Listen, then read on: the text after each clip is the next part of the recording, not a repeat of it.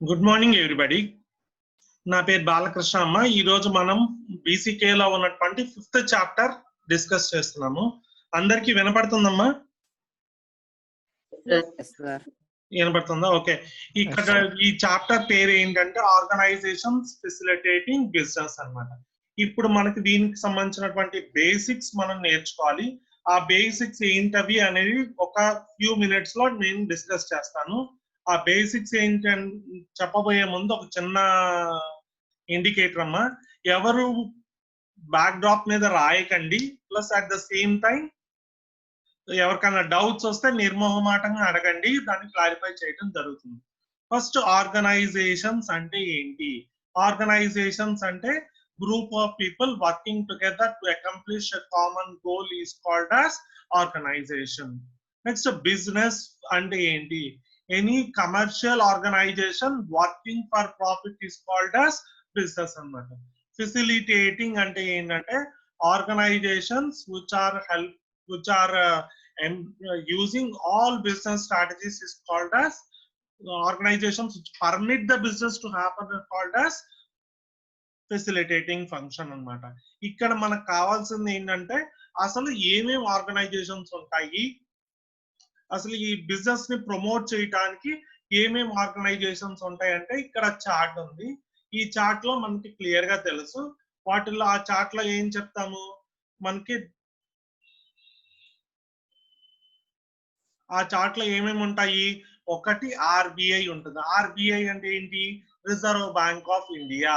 It is the central bank in India. Central bank, reserve bank అన్ని దేశాల్లో ఒకటి ఉండకపోవచ్చు, కానీ ఇండియాలో సెంట్రల్ బ్యాంక్ అన్నా రిజర్వ్ బ్యాంక్ అన్నా ఒకటి.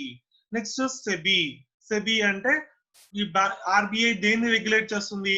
మొత్తం బ్యాంకింగ్ సెక్టార్ మొత్తానికి రెగ్యులేట్ చేసేటటువంటి ఒక ఇన్స్టిట్యూషన్ ని ఆర్బిఐ అంటాం అన్నమాట. అలాగే సెబీ అంటే ఏంటంటే securities exchange board of India.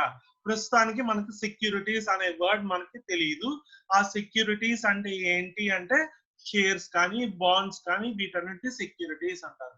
Banks అన్నిటిని ఆర్బిఐ ఎలా రెగ్యులేట్ చేస్తుందో సెబీ సెక్యూరిటీస్ మార్కెట్ మొత్తాన్ని సెబీ రెగ్యులేట్ చేస్తుంది. అంటే షేర్ మార్కెట్ మొత్తాన్ని సెబీ రెగ్యులేట్ చేస్తూ ఉంటుంది. Next వచ్చేటప్పటికేమో CCI. సిసిఐ అంటే ఏంటి? కాంపిటీషన్ కమిషన్ ఆఫ్ ఇండియా అని అన్నమాట. కాంపిటీషన్ కమిషన్ ఆఫ్ ఇండియా ఎందుకు చెప్తుంది? ఫ్రీ కాంపిటీషన్ ని హెల్ప్ చేయడం అన్నమాట. అంటే ఏంటంటే ఇప్పుడు ఫర్ ఎగ్జాంపుల్ చాలా బిజినెస్ ఫర్మ్స్ ఉన్నాయి. ఫర్ ఎగ్జాంపుల్ మనము ఒక బైక్ కొందాం అని అనుకున్నాం, మనకి దాదాపుగా 100 ఆల్టర్నేటివ్స్ ఉంటాయి. ఆ 100 ఆల్టర్నేటివ్స్ ని మనము they are called as competitors to each other. ఈ కాంపిటీటర్స్ ఎక్కువ పెరిగే కొలది కస్టమర్ కి లాసా లాభం అంటే ఏం చెప్తాం? ఖచ్చితంగా కస్టమర్స్ కి లాభమే అని చెప్పుకోవచ్చు. ఎలాంటి లాభం ఉంటది?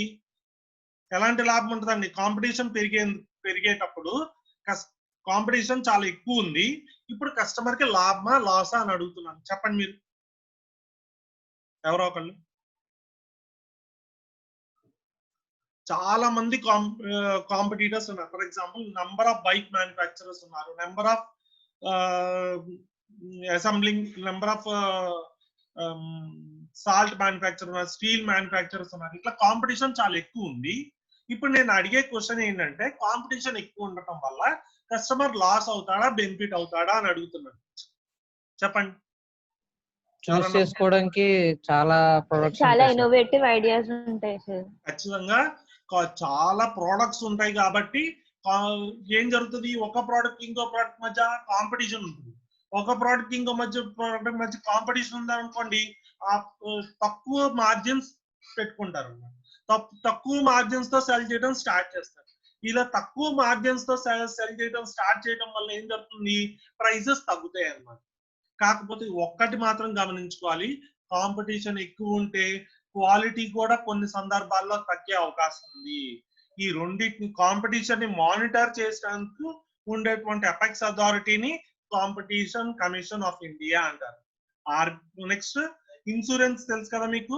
ఒకవేళ మనిషి చనిపోతే ప్రీమియం కట్టి మనిషి కనుక చనిపోతే వాటికి పే చేసేదాన్ని ఇన్సూరెన్స్ అంటారు. లేకపోతే ఫైర్ యాక్సిడెంట్ అయ్యో లేకపోతే యాక్సిడెంట్ అయ్యి ఏదైనా హార్మ్ జరిగితే పే చేసే మనం ప్రీమియం పే చేస్తే యాక్సిడెంట్ ఇష్యూ అయిపోయిన తర్వాత పే చేసేదాన్ని జనరల్ ఇన్సూరెన్స్ అంటారు. ఇన్సూరెన్స్ 2 టైప్స్, లైఫ్ ఇన్సూరెన్స్, ఇంకోటేమో జనరల్ ఇన్సూరెన్స్. అది ఏ టైప్ ఆఫ్ ఇన్సూరెన్స్ అయినా పర్వాలేదు. ఆ ఇన్సూరెన్స్ కంపెనీస్ అన్నిటిని రెగ్యులేట్ చేసే ఏజెన్సీస్ ని IRDA అంటారు. IRDA అంటే ఏంటి? I అంటే ఇన్సూరెన్స్, R అంటే రెగ్యులేటరీ, D అంటే డెవలప్మెంట్, A అంటే అథారిటీ, I అంటే India. Insurance regulatory and development authority of India, IRDA అన్నమాట. వీటన్నిటి గురించి ఒక్కొక్క దాని గురించి తెలుసుకుందాము, కానీ ఒకసారి రఫ్ ఫ్రేమ్వర్క్ చెప్తుంది. బ్యాంకింగ్ సెక్టార్ మొత్తాన్ని రెగ్యులేట్ చేసే వాళ్ళు ఏమన్నా ఏ ఇన్స్టిట్యూషన్ అంటారు? RBI అంటారు. సెక్యూరిటీస్ మార్కెట్ మొత్తాన్ని రెగ్యులేట్ చేసే దాన్ని ఏమంటారు? సెబీ అంటారు. కాంపిటీషన్ మొత్తాన్ని రెగ్యులేట్ చేసే ఏజెన్సీస్ ఏమంటారు? కాంపిటీషన్ కమిషన్ ఆఫ్ ఇండియా అంటారు. ఇన్సూరెన్స్ సెగ్మెంట్ మొత్తాన్ని రెగ్యులేట్ చేసే దాన్ని ఏమంటారు? DAI అంటారు. ఇలా మనకి డిఫరెంట్ ఇన్స్టిట్యూషన్స్ ఉన్నాయి. దాంతో పాటుగా ఇంకా నాన్ ఫండింగ్ ఇన్స్టిట్యూషన్స్ అంటే ఏంటి? These are the institutions which provide loans to the upcoming entrepreneurs. అవి డిపాజిట్స్ యాక్సెప్ట్ చేయమండి ఎవరి దగ్గర, బ్యాంక్స్ ద్వారా కానీ లేకపోతే అదర్ ద్వారా కానీ డిపాజిట్స్ తీసుకోవు, కేవలం ఫండ్ చేస్తాయి. అంటే ఏంటి? ఒక ఎంటర్ప్రీనియర్ కావాలి. ఎంటర్ప్రీనియర్ అంటే ఎవరు? నేను ఒక బిజినెస్ యూనిట్ స్టార్ట్ చేద్దాం అని అనుకున్నాను, నన్ను ఎంటర్ప్రీనియర్ అంటారు. ఇప్పుడు నాకు మనీ కావాలి కదా, మనీ కావాలంటే ఒక ప్రాజెక్ట్ ప్రపోజల్ తయారు చేయాలి, అది తీసుకెళ్లి నాబార్డుకి సబ్మిట్ బ్యాంక్ కి సబ్మిట్ చేస్తే లోన్స్ ఇస్తారు. అలాగే ఇక్కడ కూడా నాబార్డ్ అంటే ఏంటంటే, ఎన్ అంటే national agricultural bank for reconstruction rural development అన్నమాట. అంటే ఏంటి? Agricultural areas, rural areas development కోసం యూజ్ చేసేటువంటి ఏజెన్సీస్ ని, ఈ ఫండ్ చేసేటటువంటి ఏజెన్సీని నాబార్డ్ అంటారు అనమాట. It is the national bank. ఎందుకు బ్యాంక్ ఆ బ్యాంక్ ఎందుకు, ఈ ఇన్స్టిట్యూషన్ ఎందుకు ఎస్టాబ్లిష్ చేశారు? For agricultural development, for rural development అన్నమాట. కాబట్టి national bank for agricultural and rural development ఏమంటారు?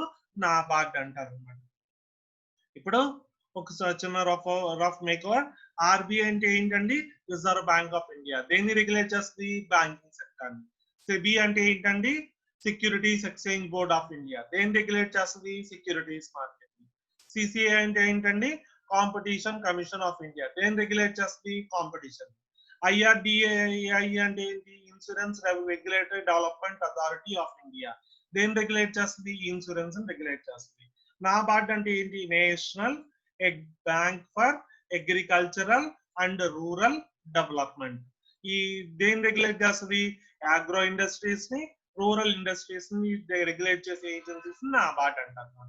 ఇప్పుడు మనం చాప్టర్ మొత్తంలో ఈ ఏజెన్సీస్ మొత్తాన్ని చదువుకుంటాం, ఒక్కొక్క దాని గురించి ఇన్ డీటెయిల్ గా చదువుకుంటాం అన్నమాట. ఓకే, మిగతా అన్ని ఇష్యూస్ సెపరేట్, వీటి గురించి నేర్చుకుంటే ఈ చాప్టర్ లో మోర్ దాన్ ఎనఫ్ అన్నమాట.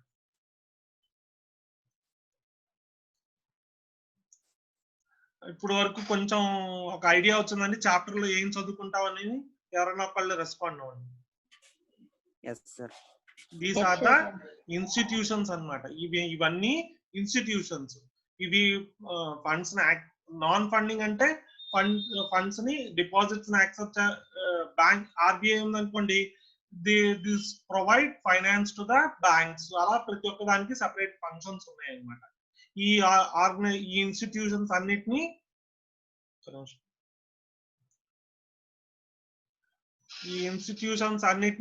రెగ్యులేట్ చేసేటటువంటి ఏజెన్సీస్ ఏమంటారు? Organisations that facilitate the business. ఎందుకు బిజినెస్ ఫెసిలిటేట్ చేస్తున్నాయని చెప్పవచ్చు? ఇవి దీస్ ఆర్ ద ఆర్గనైజేషన్స్ ఏం చేస్తున్నాయి? బిజినెస్ ఎంటర్ప్రైజెస్ స్మూత్ ఫంక్షన్ కోసం యూజ్ చేస్తున్నాయి కాబట్టి వీటిని ఆర్గనైజేషన్ ఫెసిలిటేటింగ్ బిజినెస్ అని చెప్పుకోవచ్చు. ఇక్కడ వరకు ఏమైనా డౌట్స్ అండి? ఇక్కడ వరకు ఏమైనా డౌట్స్ ఉన్నాయండి?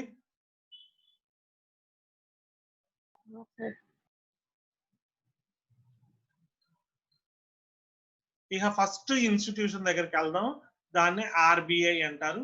అక్కడి నుంచి చూద్దాం అన్నమాట. First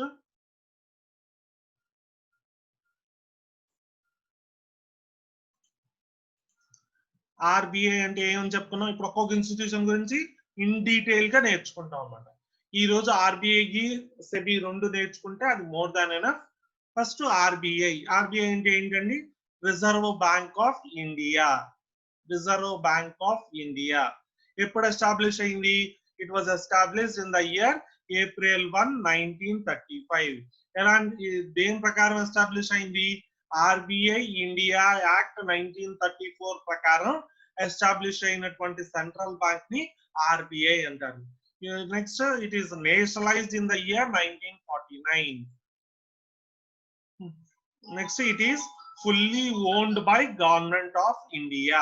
It is fully owned by government of India అంటే ఏంటంటే దీంట్లో 100% ఓనర్షిప్ గవర్నమెంట్ ఆఫ్ ఇండియా చేతిలో ఉంటుంది. నెక్స్ట్ ఫస్ట్ బిగినింగ్ లో దాని హెడ్ క్వార్టర్స్ ఎక్కడ ఉన్నాయి? కల్కటాలో ఉన్నాయి. But they were move to Mumbai in the year 1937. 1937 లో ముంబైకి దాని హెడ్ క్వార్టర్స్ ని దాన్ని మూవ్ చేశారు. హెడ్ క్వార్టర్స్ దాన్ని మూవ్ చేశారు. నెక్స్ట్ దీంట్లో ఖచ్చితంగా సెంట్రల్ బోర్డ్ ఆఫ్ డైరెక్టర్స్ ఉంటారు.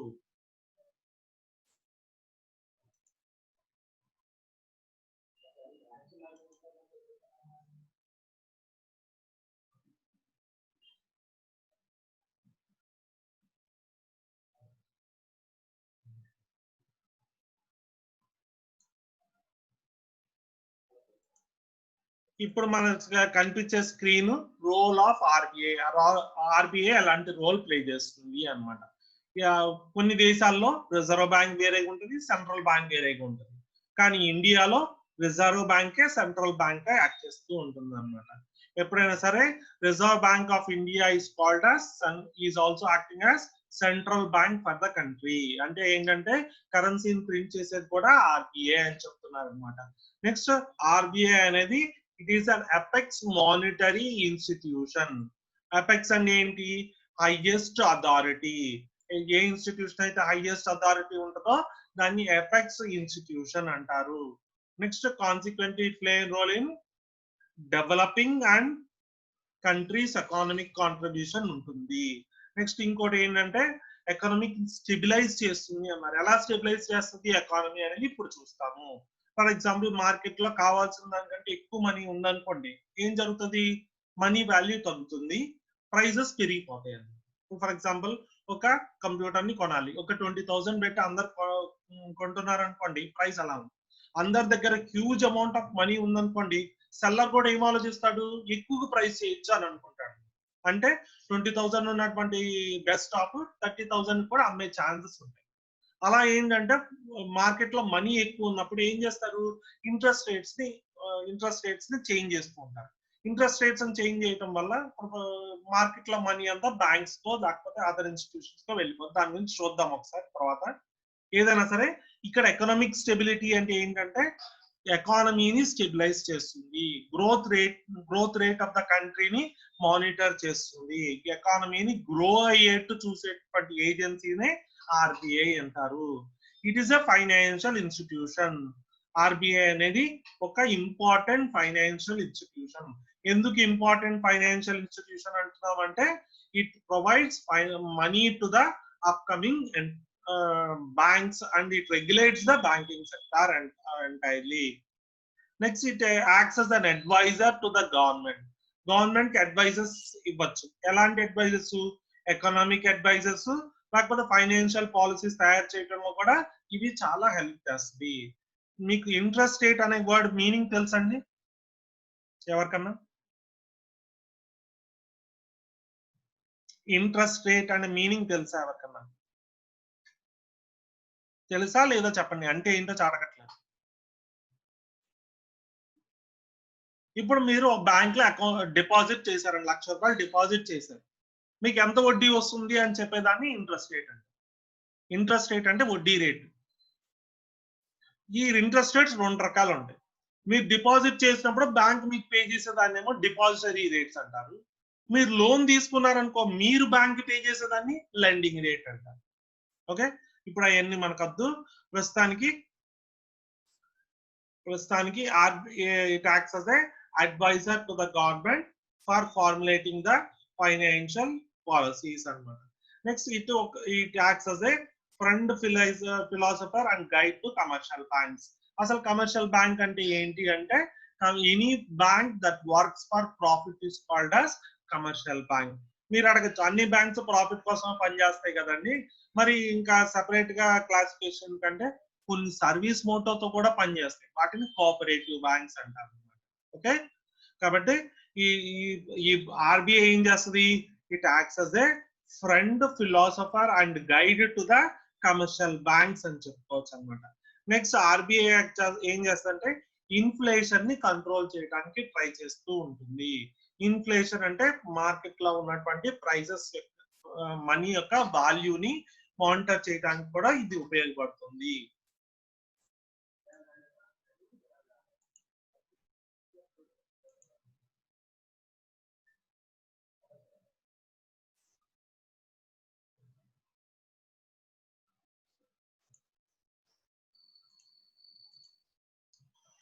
నెక్స్ట్ ఇంకా part of the functions of RBI అంటే ఫస్ట్ ది రెగ్యులేటరీ ఫంక్షన్ అన్నమాట. ఏం రెగ్యులేట్ చేస్తుంది, ఎన్ని నోట్స్ ప్రింట్ చేయాలి, నెక్స్ట్ రిజర్వ్ ఎంత ఉండాలి. రిజర్వ్ అంటే ఏంటంటే చిన్న ఎగ్జాంపుల్ చెప్తాను. ఫర్ ఎగ్జాంపుల్ మీ ఫాదర్ 10,000 మీ మదర్కి ఇచ్చారు ఫైనాన్షియల్ ఎక్స్పెండిచర్ మొత్తం మేనేజ్ చేయడం కోసం. ఆ మొత్తం మేనేజ్ చేసింది. నెక్స్ట్ నెల చివరికి వచ్చేటప్పటికి మీకు మనీ కావాల్సి వస్తుంది, మీ పాకెట్ మనీ కావాలి. ఏం చేస్తారు మీరు, మదర్ని వెళ్ళి అడిగితే she will provide you certain amount of పెట్టి క్యాష్. ఆ పెట్టి క్యాష్ ఎక్కడి నుంచి వచ్చింది అని అంటే అన్ని ఉన్నటువంటి రిసోర్సెస్ దగ్గర నుంచి సేవ్ చేసుకున్న వాటి పక్కన పెట్టింది కాబట్టి, దాన్ని రిజర్వ్ కింద పెట్టింది కాబట్టి దాని నుంచి మీకు పెట్టి క్యాష్ ఇస్తూ ఉంటుంది. అలాగే కంట్రీకి కూడా కొన్ని రిజర్వ్స్ ఉంటాయి అన్నమాట.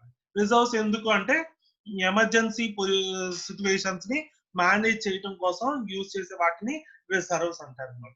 ఈ రిజర్వ్స్ ని మానిటర్ చేయడం కోసం ఆర్బీఐ యూజ్ చేస్తుంది అనమాట.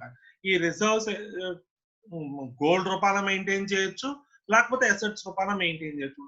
అత్యవసర పరిస్థితులను మేనేజ్ చేయడం కోసం సెటిల్ సైడ్ చేసినటువంటి మనీని రిజర్వ్ అంటారు అనమాట. ఈ రిజర్వ్ అనేది it may be in the form of gold or it may be in the form of any other currencies or it may be in the form of any other forms అన్నమాట. ఇలా reserves ని maintain చేయడం కూడా RBI ఉన్నటువంటి ఒక function అన్నమాట. Next monetary stability అంటే money వాల్యూని కూడా కంట్రోల్ చేయడం కోసం ఆర్బీఐ యూజ్ చేస్తూ ఉంటుంది. దీస్ ఆర్ ద నెక్స్ట్ ఎంత కరెన్సీ ప్రింట్ చేయాలి, బ్యాంక్ కి ఎంత అప్పు ఇవ్వాలి, క్రెడిట్ ఇవ్వాలి అని కూడా ఆర్బీఐ యూజ్ చేస్తుంది. These are the major primary function. ఒకటి regulatory functions, next reserve maintain చేయటము, మానిటరీ స్టెబిలిటీ మెయింటైన్ చేయటము, కరెన్సీని ప్రింట్ చేయటము, నెక్స్ట్ క్రెడిట్ సిస్టమ్ అంటే ఎంత క్యాష్ ఇవ్వాలి, ఎంత ఇంట్రెస్ట్ రేట్ తీసుకోవాలి అని చెప్పి కూడా మానిటర్ చేస్తూ ఉంటుంది. చాలా మందికి నెగిటివ్ ఒపీనియన్ ఏంటంటే ఆ బ్యాంక్స్ ఒక్కటే పీపుల్ కి మనీ ఇస్తుంది కానీ ఆర్బీఐ మనీ ఇవ్వదు అనే. కానీ ఆర్బీఐ కూడా లోన్స్ ఇస్తుంది. ఎవరికి ఇస్తుంది, కమర్షియల్ బ్యాంక్స్ కి లోన్స్ ఇస్తూ ఉంటుంది. నెక్స్ట్ ఆర్బీఐ సెంట్రల్ బ్యాంక్ ఏం చేస్తుందంటే ఫాలోయింగ్ ఫంక్షన్స్ చేస్తుంది. ఫస్ట్ అండ్ ద ఫార్మోస్ట్ ఏంటంటే ఇష్యూ ఆఫ్ కరెన్సీ, ఎంత కరెన్సీ ప్రింట్ చేయాలి అనే డెసిషన్ కూడా ఆర్బీఐ తీసుకుంటుంది.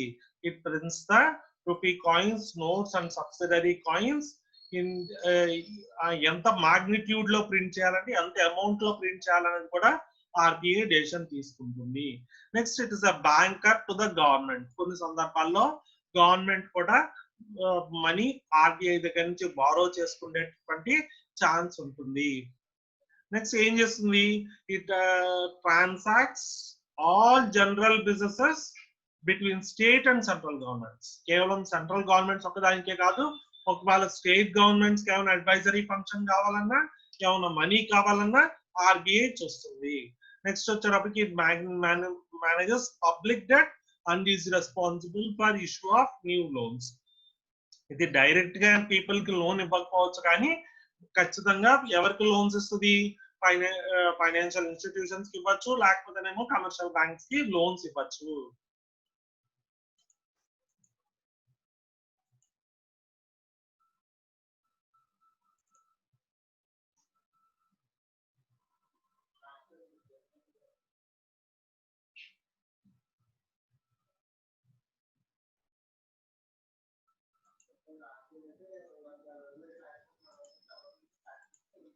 Next it is a bankers bank. Bankers bank అంటే ఏంటంటే బ్యాంకులకు కూడా ఒక బ్యాంక్ గా యాక్ట్ చేయొచ్చు అనమాట. బ్యాంక్స్ కి లోన్ ప్రొవైడ్ చేస్తుంది కాబట్టి దీన్ని బ్యాంకర్స్ బ్యాంక్ అని కూడా అంటారు. It has an extensive power to control and supervise commercial banks. అంటే ఏంటంటే కమర్షియల్ బ్యాంక్స్ అంటే banks which work for profit or called as commercial banks. ఈ కమర్షియల్ బ్యాంక్స్ అన్నిటిని కంట్రోల్ చేయటము, సూపర్వైజ్ చేయటము అనే ఫంక్షన్ కూడా ఆర్బీఐ చేస్తుంది కాబట్టి బ్యాంకర్స్ బ్యాంక్ అని దాన్ని పిలుస్తారు. నెక్స్ట్ వచ్చేటప్పటికేమో ఆర్బీఐ ఆఫ్ ఇండియా ఏ యాక్ట్ ప్రకారం రిజిస్టర్ అయిందంటే RBI is established as per the Reserve Bank of India Act 1934. దీంట్లో కంప్లీట్ బ్యాంకింగ్ ఆస్పెక్ట్స్ ని మానిటర్ చేసే అథారిటీస్ ని ఉంటాయి అన్నమాట. కానీ బ్యాంకింగ్ రెగ్యులేషన్ యాక్ట్ అనేది 1949 లో ఎస్టాబ్లిష్ అయింది. నెక్స్ట్ ఇంకోటి ఏంటంటే షెడ్యూల్డ్ బ్యాంక్స్ అంటారు. These are the banks which are registered under RBI Act. Second schedule of RBI Act 1934 are called as scheduled banks. ఏదైనా సరే ఒక bank second schedule of RBI act 1934 ప్రకారం రిజిస్టర్ అయితే దాన్ని షెడ్యూల్ బ్యాంక్ అంటారు అనమాట. Next ఈ షెడ్యూల్ బ్యాంక్స్ ఎంత రిజర్వ్ మెయింటైన్ చేయాలి, క్యాష్ రిజర్వ్ మెయింటైన్ చేయాలి అనేది కూడా చూస్తారు. అసలు క్యాష్ రిజర్వ్ రేషియో అంటే ఏంటి, స్టాట్యూటరీ లిక్విడిటీ రేషియో అంటే ఏంటి, దాని గురించి ఎండ్ లో మనం చూస్తాము. క్లియర్ గా ఎండ్ లో మనము క్యాష్ రిజర్వ్ రేషియో అంటే ఏంటి, స్టాట్యూటరీ లిక్విడిటీ రేషియో అంటే ఏంటో క్లియర్ గా ఎక్స్ప్లెయిన్ చేస్తాము. Next RBI provides the financial assistance to the schedule banks. Schedule banks money కావాలంటే ఆర్బీఐ దగ్గర నుంచి బారో చేసుకోవచ్చు. అలాగే state cooperative banks. Cooperative banks అంటే ఏం చెప్తున్నాం, సర్వీస్ మోటోగా ఎస్టాబ్లిష్ చేసి డెవలప్మెంట్ కోసం యూజ్ చేసేటువంటి బ్యాంక్స్ ని స్టేట్ కోఆపరేటివ్ బ్యాంక్స్ అంటారు. ఈ స్టేట్ కోఆపరేటివ్ బ్యాంక్స్ కూడా ఆర్బీఐ దగ్గర నుంచి ఫైనాన్షియల్ అసిస్టెన్స్ తెచ్చుకోవచ్చు. కానీ they have to submit certain amount of bills and loans and advances as security. మనం ఇప్పుడు లోన్ ఎలా తెచ్చుకుంటాం, మనం ఇప్పుడు ఏదైనా సరే ఏ సెక్టార్ నుంచైనా లోన్ ఎలా తెచ్చుకుంటాము, బ్యాంక్ కి సర్టెన్ డాక్యుమెంట్స్ ని ఇంటి డాక్యుమెంట్స్ లేకపోతే అసెట్ డాక్యుమెంట్స్ సబ్మిట్ చేసి సెక్యూరిటీగా లోన్ తెచ్చుకుంటాం అన్నమాట. అలాగే ఆర్బీఐ దగ్గర నుంచి కూడా schedule banks, cooperative banks bills ని, లోన్స్ ని, అడ్వాన్సెస్ ని సెక్యూరిటీగా ఆఫర్ చేసి లోన్స్ తెచ్చుకుంటాయి. Next it is a custodian of foreign exchange reserves. Foreign exchange అంటే వన్ ఫార్మ్ మన ఇండియాలో $1 is equal to 60 rupees. ఇది ఒక ఫారెన్ ఎక్స్చేంజ్ రేట్ అంటారు. ఫారెన్ ఎక్స్చేంజ్ అంటే కంట్రీ ఒక ఫార్మ్ ఆఫ్ కరెన్సీని ఇంకో ఫార్మ్ ఆఫ్ కరెన్సీలో ట్రాన్స్ఫార్మ్ చేసేదాన్ని ఫారెన్ ఎక్స్చేంజ్ అంటారు అనమాట. ఈ ఫారెన్ ఎక్స్చేంజ్ చేయటం వల్ల కంట్రీకి అంటే మన అందరూ ఇండియన్ రూపీనే కావాలనుకున్నారు అనుకోండి, ఫారెన్ కరెన్సీస్ అన్ని ఇండియన్ రూపీలోకి మారిపోతూ ఉంటాయి. అందరూ ఇండియన్ రూపీయే కావాలనుకున్నారు అనుకోండి, ఇండియన్ రూపీ ఫారెన్ కరెన్సీస్ లో ట్రాన్స్ఫార్మ్ అవుతూ ఉంటాయి అన్నమాట. కాబట్టి it is a custodian of foreign exchange reserves. అంటే ఆర్బీఐ కొన్ని రిజర్వ్స్ ని మెయింటైన్ చేస్తుంది కాబట్టి RBI can be also be called as custodian of foreign exchange reserves అని చెప్పుకోవచ్చు అన్నమాట. నెక్స్ట్ ఇది short term fluctuations in trade manage చేస్తూ ఉంటుంది. నెక్స్ట్ మనం ఒక చాప్టర్ లో ఫారెన్ ఎక్స్చేంజ్ గురించి లేకపోతే వాటికి సంబంధించినటువంటి టెర్మినాలజీ గురించి చదువుకుంటాం కాబట్టి ఇప్పుడు అంత డీప్ గా వెళ్ళట్లేదు. నెక్స్ట్ ప్రస్తుతానికి ఫారెన్ ఎక్స్చేంజ్ అంటే ఏం గుర్తుపెట్టుకున్నాం, వన్ ఫార్మ్ ఆఫ్ కరెన్సీని ఇంకో ఫార్మ్ ఆఫ్ కరెన్సీగా చేంజ్ చేయడాన్ని ఫారెన్ ఎక్స్చేంజ్ అంటారు. ఈ ఫారెన్ ఎక్స్చేంజ్ రిజర్వ్స్ అంటే ఏంటి, కొన్ని కరెన్సీస్ ని కొంత అమౌంట్ ఆఫ్ కరెన్సీస్ ని ఆర్బీఐ కూడా రిజర్వ్ కింద మెయింటైన్ చేస్తుంది. ప్రతి సంవత్సరం ఎంత రిజర్వ్ ఉండాలనేది డిటర్మైన్ చేస్తూ ఉంటుంది. కాబట్టి ఫస్ట్ ఫంక్షన్ ఏంటండి, ఇష్యూ ద కరెన్సీస్ ఇష్యూ చేస్తుంది. Next it is a bank for government. Next it is a bankers bank, banks కి సూపర్వైజ్ చేస్తుంటది కాబట్టి బ్యాంకర్స్ బ్యాంక్ అంటాము. కస్టోడియన్ ఆఫ్ ఫారెన్ ఎక్స్చేంజ్ అంటే ఏంటి, రిజర్వ్స్ ని మెయింటైన్ చేస్తూ ఉంటుంది. It is called as controller of credit. ఎలా అంటాము దీన్ని కంట్రోలర్ ఆఫ్ క్రెడిట్ అనేది చూడాలి. కంట్రోలర్ ఆఫ్ క్రెడిట్ అనేది ఎలా అంటామంటే ఇప్పుడు ఫర్ ఎగ్జాంపుల్ బ్యాంక్స్ ద్వారా ఏం చేస్తున్నారు, క్రెడిట్ ప్రొవైడ్ చేస్తున్నారు అనమాట. ఇప్పుడు కనుక ఆర్బీఐ కనుక ఇంట్రెస్ట్ రేట్స్ ఆన్ డిపాజిట్స్ ని పెంచేసింది అనుకోండి, డిపాజిట్ రేట్స్ ఆన్ లోన్స్ ని కనుక పెంచేసింది అనుకోండి, అప్పుడు ఏం చేస్తారు, అందరూ లోన్స్ తెచ్చుకుంటారు. లోన్స్ మీద 7% ఉంది డిపాజిట్. లోన్స్ మీరు ఒక లోన్ తీసుకోవాలనుకుంటే 11% ఉందండి ఇప్పుడు రేటు. ఇప్పుడు all of a sudden RBI instructions ప్రకారం 11% నుంచి 14% చేంజ్ చేశారు అనుకోండి, లోన్స్ తీసుకోవడం ఆపేస్తారు.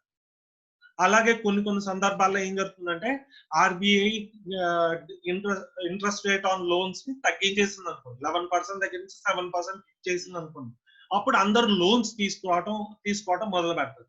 అంటే ఇండైరెక్ట్ గా ఏం చేస్తున్నట్టు, అది క్రెడిట్ ఫెసిలిటీ మొత్తాన్ని మానిటర్ చేస్తుంది అని చెప్పుకోవచ్చు. దీని వల్ల purchasing power of the people ని మేనేజ్ చేయాలి. పర్చేసింగ్ పవర్ అంటే ఏంటంటే కొనగలిగినటువంటి శక్తి. ఎలా అంటే ఫర్ ఎగ్జాంపుల్ ఇప్పుడు మీరు ఏదైనా ఏసీ కొనాలనుకోండి, 1 రూపీ ఏసీ అనే టాక్టిక్ లో యూజ్ చేస్తున్నారు. ఎలా అంటే మీరు రూపాయి పే చేయండి చాలు ఏసీ ఇస్తామంటున్నారు. అది రియల్ పాసిబిలిటీ ఉందా అంటే పాసిబుల్. ఎలా అంటే ఫస్ట్ ఇనిషియల్ గా వాడు 1 రూపీ కట్టించుకుంటాడు, కాంట్రాక్ట్ లాగా ఎంటర్ అయిపోతాడు. ఆ తర్వాత ఆ ట్రాన్సాక్షన్ బ్యాంక్ మీ బదులుగా పే చేసేస్తుంది. బ్యాంక్ మీకు ఏంటంటే క్రెడిట్ పే చేస్తుంది, అదొక ఫార్మ్ ఆఫ్ క్రెడిట్. అలాగే క్రెడిట్ కార్డ్స్ ఉన్నాయి అనుకోండి, క్రెడిట్ కార్డ్ ద్వారా కొంటూ ఉంటారు. Credit card is also another type of credit available from the bank అన్నమాట. ఈ క్రెడిట్ ఇవ్వటం వల్ల కానీ లేకపోతేనేమో క్రెడిట్ కార్డ్ సిస్టమ్ యూజ్ చేయడం వల్ల కానీ purchasing power of the people పెరుగుతుంది అని చెప్పుకోవచ్చు. Next promotional functions. Promotional functions అంటే ఏంటంటే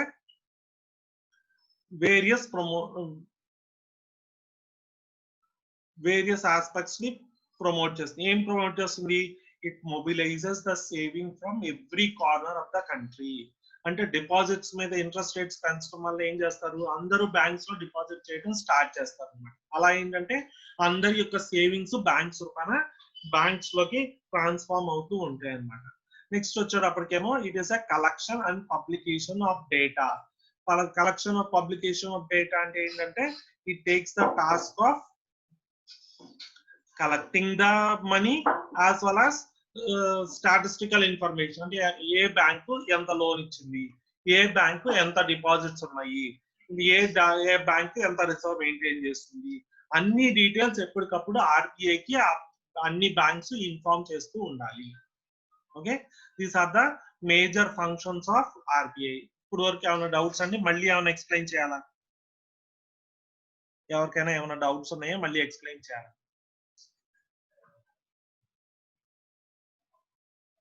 ఎవరైనా ఒకళ్ళు రెస్పాండ్ అవ్వండి. ఎవరికైనా డౌట్స్ ఉన్నాయా, మళ్ళీ ఎక్స్ప్లెయిన్ చేయాలా? క్లియరే కదా?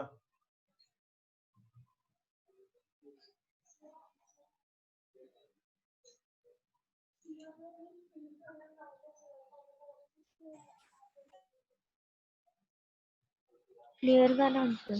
ఓకేనా. RBI role in business facilitation. Facilitation అంటే బిజినెస్ స్మూత్ ఫంక్షనింగ్ కోసం ఆర్బీఐ ఎటువంటి రోల్ ప్లే చేస్తుంది? First the currency policy. RBI ఏం చేస్తుంది, కరెన్సీ ఎంత ప్రింట్ చేయాలి అని చూస్తుంది అన్నమాట. Money supply in critical functioning of the economy. అంటే ఆర్బీఐ ఏం చేస్తుందంటే మనీ కావాల్సి వచ్చినప్పుడు కరెన్సీని ప్రింట్ చేస్తూ ఉంటుంది. ఇలా ప్రింట్ చేయటం వల్ల స్కేర్సిటీ ఆఫ్ మనీ రాదు, ఓవర్ సర్క్యులేషన్ ఆఫ్ మనీ రాదు అన్నమాట. Next credit policy. ఆర్బీఐ ఏం చేస్తుందంటే it channelises the banking resources for business. నేను బిజినెస్ స్టార్ట్ చేశాను, నాకు వర్కింగ్ క్యాపిటల్ కోసం సర్టెన్ మనీ కావాలనుకోండి, ఆ బ్యాంక్ దగ్గర నుంచి లోన్ తెచ్చుకోవచ్చు. ఈ బ్యాంక్ ఒక బ్యాంక్ దగ్గర నుంచే కాదు, మెనీ బ్యాంక్స్ దగ్గర నుంచి లోన్ తెచ్చుకోవచ్చు. ఓకే, కొన్ని సందర్భాల్లో ఆర్బీఐ ఏం చేస్తుంది, it also provides the loans to the banks అన్నమాట. ఎలాంటి లోన్స్ తీసుకొస్తుంది అనేది చూస్తాము. ఇక్కడ మనకి ఈ రెండింటి గురించి ఇప్పుడు చెప్పబోయే టాపిక్స్ కొంచెం కష్టమైనవి, స్లోగా వెళ్దాము. It takes 10 minutes time. వాటిని చూస్తాం. ఫస్ట్ ది రెపో రేట్ అన్నమాట, రెండోది రివర్స్ రెపో రేట్ అన్నమాట. ఇప్పుడు ఫర్ ఎగ్జాంపుల్ బ్యాంక్ ఆర్బిఐ దగ్గర నుంచి బారో చేస్తుంది. బారో చేయటం అంటే ఏంటి? ఆర్బిఐ దగ్గర నుంచి బ్యాంకు లోన్ తీసుకుంది. లోన్ ఏ రేట్ ఆఫ్ ఇంట్రెస్ట్ దగ్గర తీసుకుంటే దాన్ని రెపో రేట్ అంటాం. Repo rate is the rate of interest at which bank borrow money from RBI. RBI దగ్గర నుంచి బ్యాంక్ మనీ తెచ్చుకుంటుంది. Bank is borrowing the money from the RBI at a rate of interest which is called as repo rate. Repo full form ఏంటంటే repurchase rate. ఇప్పుడు for example bank ఉందండి, RBI దగ్గర నుంచి loan తెచ్చుకుంది అంటున్నాం. ఇప్పుడు bank loan తెచ్చుకుంది అని అంటే బ్యాంక్ కూడా కొంచెం సెక్యూరిటీ సబ్మిట్ చేయాలి కదండి.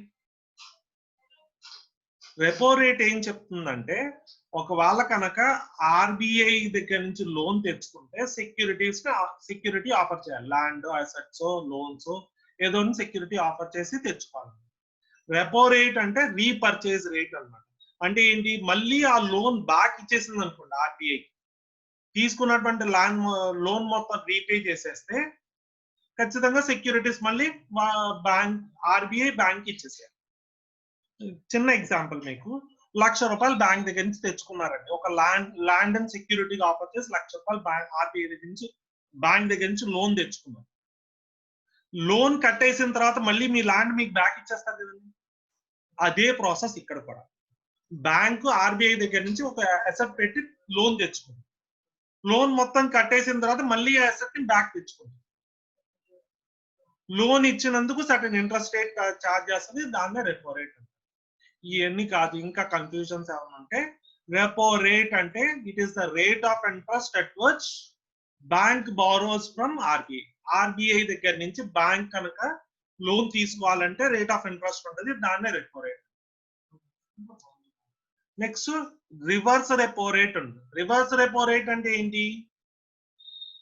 It is the rate of interest when bank deposits surplus funds with RBI. అంటే ఏంటంటే RBI borrows the money from the banks. Reverse అన్నమాట. అంటే ఫస్ట్ ది రెపో రేట్ అంటే ఏంటి? Bank borrows the money from RBI. Reverse repo rate అంటే ఏంటి? RBI borrows the money from the banks. ఒకవేళ కనుక బ్యాంక్ ఆర్బిఐ దగ్గర నుంచి తెచ్చుకుంది అనుకోండి, రేట్ ఆఫ్ ఇంట్రెస్ట్ ని రెపో రేట్ అంట. ఒకవేళ కనుక ఆర్బిఐ కనుక బ్యాంక్ దగ్గర నుంచి తెచ్చుకుంది అనుకోండి, ఆ రేట్ ఆఫ్ ఇంట్రెస్ట్ ని రివర్స్ రెపో రేట్ అంట.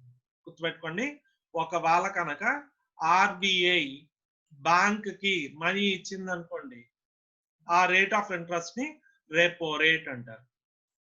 ఒక బ్యాంక్ ఆర్బిఐ కనుక బ్యాంక్ కి మనీ ఇస్తే ఆ రేట్ ఆఫ్ ఇంట్రెస్ట్ ని రెపో రేట్ అంటారు. రివర్స్ రెపో రేట్ అంటే ఒకవేళ కనుక బ్యాంక్ ఆర్బిఐకి మనీ ఇచ్చింది అనుకోండి, బ్యాంక్ ఈస్ టేకింగ్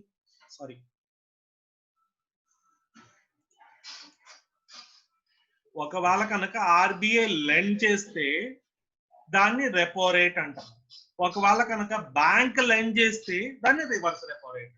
ఒక్కటే గుర్తుపెట్టుకోండి, ఆర్బిఐ కనుక బ్యాంక్ కి ఇస్తే ఆ రేట్ ఆఫ్ ఇంట్రెస్ట్ ని రెపో రేట్, రీపర్చేజ్ రేట్ అంట. ఒకవేళ కనుక బ్యాంక్ ఆర్బిఐకి ఇస్తే రివర్స్ రెపో రేట్. గుర్తుపెట్టుకోండి, మళ్ళీ చెప్తున్నాను, the rate at which bank borrows the money from the RBI is called as repo rate. Reverse, the rate at which RBI borrows the money from the bank అంటే reverse repo rate. Okay, ఇది clear తెచ్చుకోండి. ఒకవేళ కనుక bank RBI దగ్గర నుంచి money తెచ్చుకుంది అనుకోండి, repo rate. ఒకవేళ కనుక ఆర్బిఐ బ్యాంక్ దగ్గర నుంచి తెచ్చుకుంది అనుకోండి, రివర్స్ రెపో రేట్. ఓకే, ఇప్పుడు వరకు ఏమైనా డౌట్స్ ఉన్నాయండి? No sir. ఫస్ట్ ఒక్కసారి చూడండి ఏమేమి చెప్తున్నాము.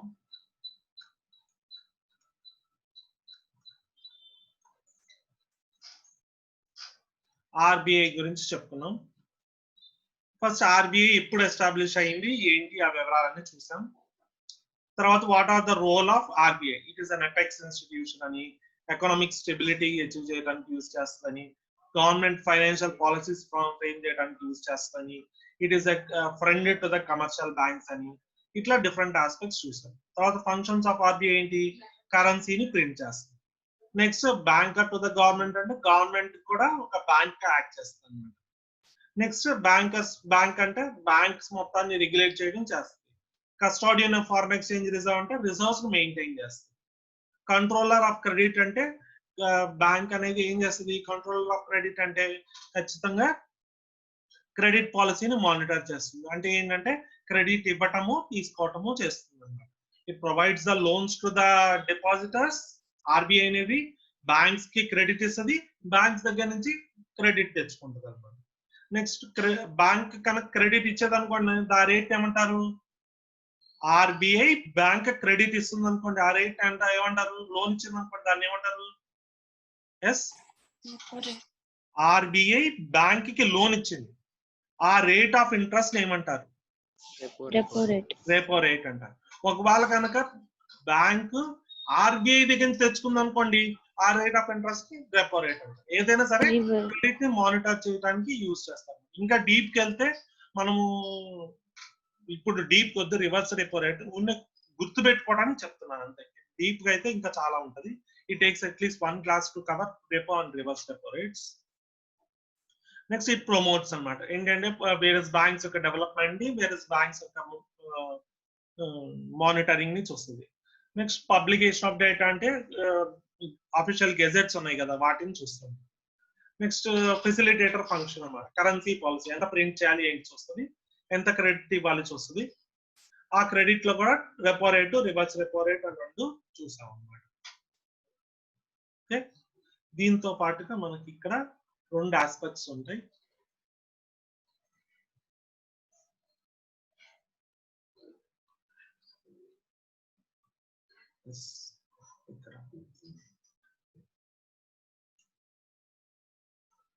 క్రెడిట్ పాలసీలో 2 ఉంటాయంటే, ఒకటి స్టాట్యూటరీ లిక్విడిటీ రేషియో ఒకటి, రెండోది క్యాష్ రిజర్వ్ రేషియో అంటే.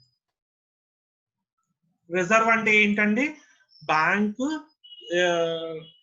ఆర్బీఐ ఏం చేస్తుందంటే కొన్ని రిజర్వ్స్ మెయింటైన్ చేస్తాయి. ఎమర్జెన్సీ సిచ్యువేషన్ ఫేస్ చేయడానికి రిజర్వ్స్ ని మెయింటైన్ చేస్తాం చెప్పుకున్నాం.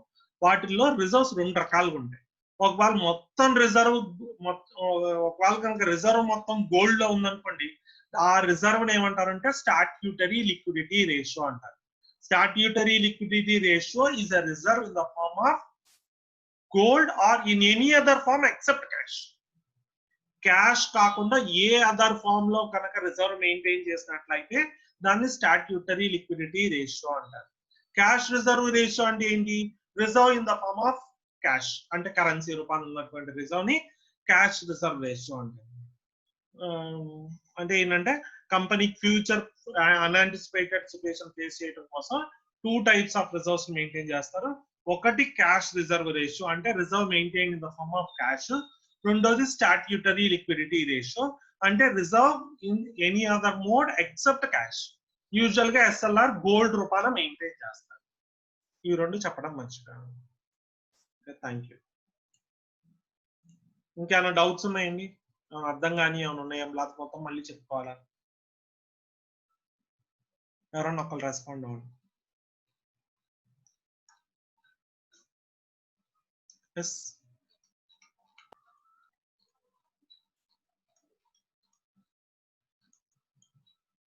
ఇప్పుడు వరకు దేని గురించి చెప్పుకున్నాం అండి? Reserve bank of India, RBI functions and RBI functions, RBI roles, RBI business facilitation areas, next RBI ఎలా స్టార్ట్ అయ్యింది, వీటన్నిటి గురించి ఓవరాల్ వ్యూ నేర్చుకున్నాం. ఒక్క ఆర్బీఐ అయింది. అలాగే ఒక్కొక్క క్లాస్ లో రేపు సెబీ సిసిఐ అవుతుంది, తర్వాత ఐఆర్డిఏ అవుతుంది, తర్వాత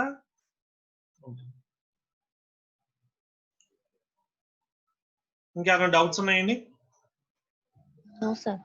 No. Okay, Namu. Thank you very much for patiently listening. Thank you sir. Okay. Thank you.